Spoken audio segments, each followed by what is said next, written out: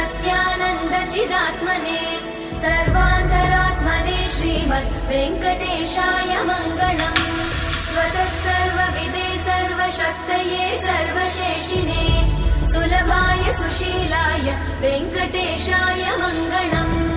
परस्मै ब्रह्मणे पूर्णकामाय परमात्मने प्रयुञ्जे परतत्त्वाय वेङ्कटेशाय मङ्गलम्। आकालतत्त्वमशान्तमात्मनामनुपश्यताम् अतृप्त्यमृतरूपाय वेङ्कटेशाय मङ्गलम्। प्रायस्वचरणौ पुंसां शरण्यत्वेन पाणिना कृपया दिशते श्रीमद् वेङ्कटेशाय मङ्गलम्।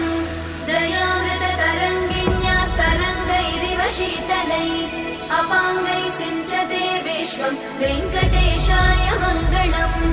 स्रग्भूषां